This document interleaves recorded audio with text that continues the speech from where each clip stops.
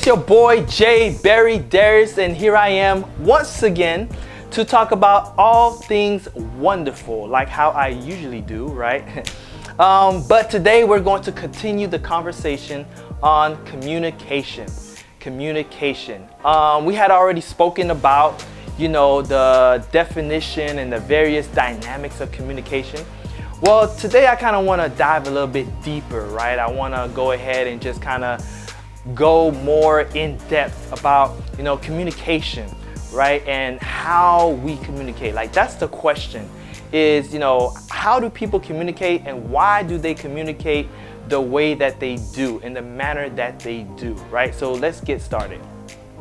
That's the question, right? Like, why do people speak the way that they do? Why do they express, their level of thoughts the way that they do, right? Well, we have to kind of understand that people will communicate within their language of communication, right? People will communicate within their language of communication. Now, what do I mean by that? Well, in terms of language, in terms of communication, it's not just in terms of English or Spanish or French or Italian. No. It's the expression of the accumulation or the conglomerate, there's a word, or the combination of your individual makeup. It's the combination of what makes you who you are.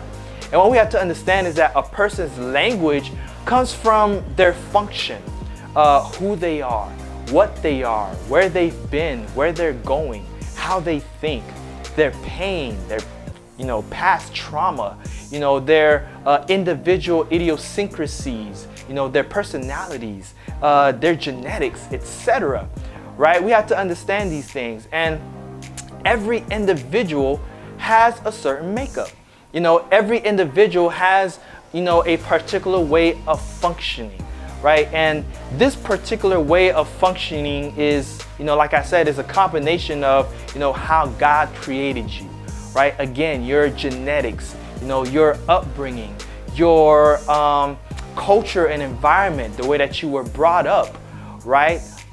In terms of, how you were raised, your life experiences, etc. And all these things which have cultivated your perspective, your life experiences, how you see the world, right?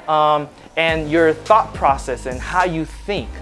And so, these things have not only made you who you are, but it has created your language.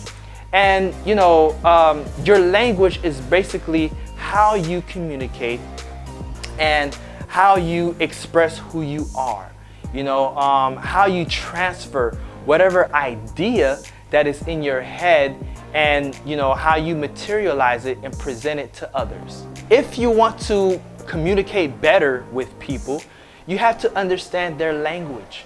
Communication is an expression of language. And if you want to have an effective communication, we have to have an understanding of the language that's being communicated or being expressed.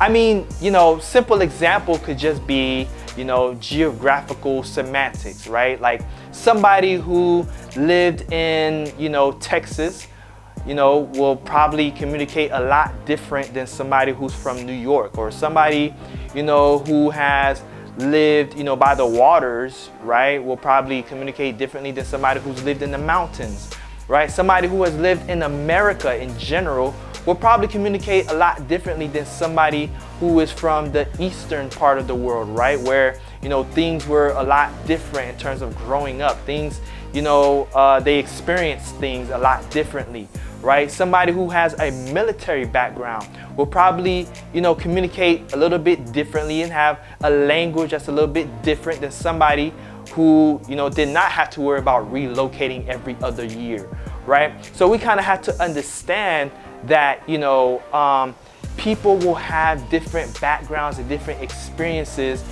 whereby, they have cultivated this way of expressing who they are and where they've come from. Now, with all that being said, Now, there is a phrase or phrases that a lot of people like to use, right? They like to say, I am what I am, or that's just how I was raised, or that's just how I am.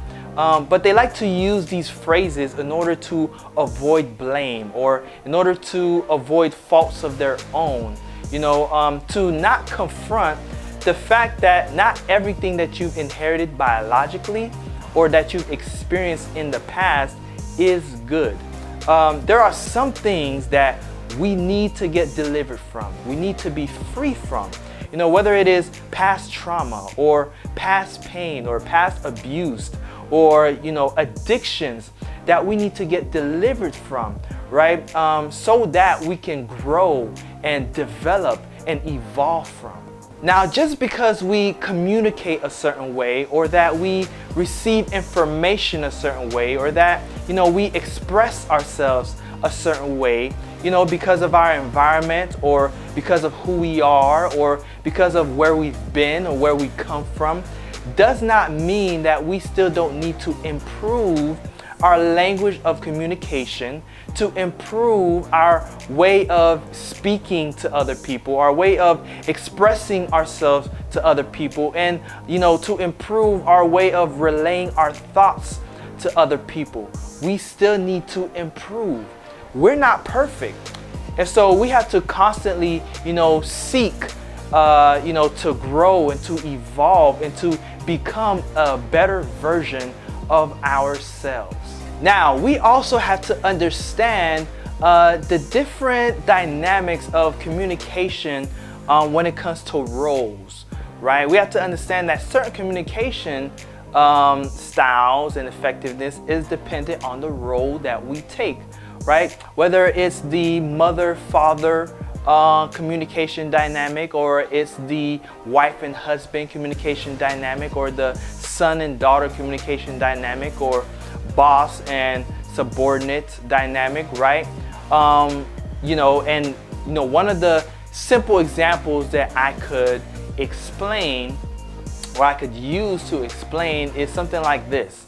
If I am a father, right, and I have a child, how I would speak or communicate to my children is not how I would communicate to my spouse, right? And how a man would communicate as the head of a household, right, is not how he would communicate to his wife as a husband, right? Because if a man can communicate effectively to his wife as a husband, she will respect his decisions even more when he takes on the role of the head of the household. The communication of a mother does not transpond very well to a husband, right? It only transponds well to a son or a daughter. The husband can only hear very well from a wife. That's the natural dynamic of the relationship, and vice versa, right?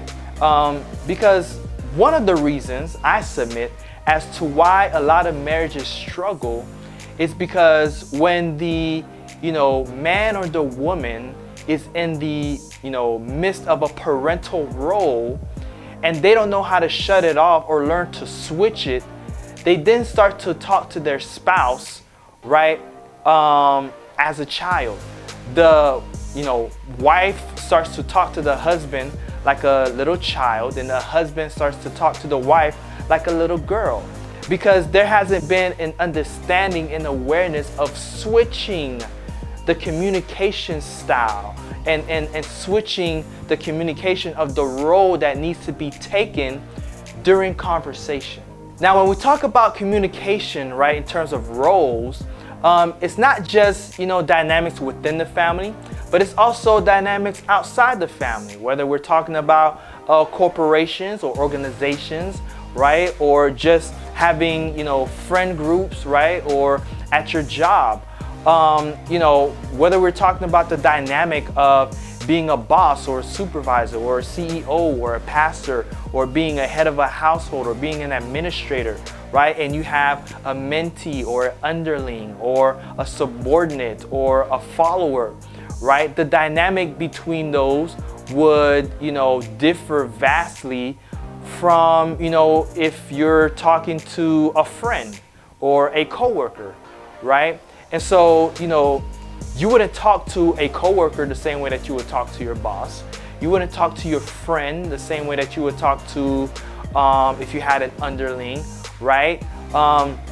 You want to be able to understand that the communication style or the communication will take on the form of the role that you have taken on.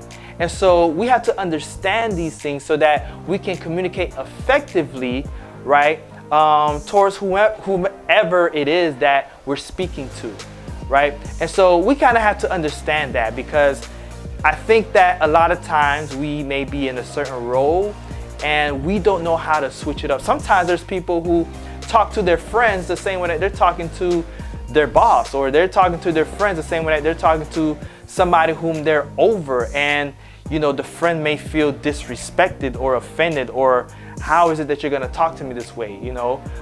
They haven't left that mindset. They haven't left that environment. And so we have to be able to understand that, and understand that there is a dependency of communication based on a role as well.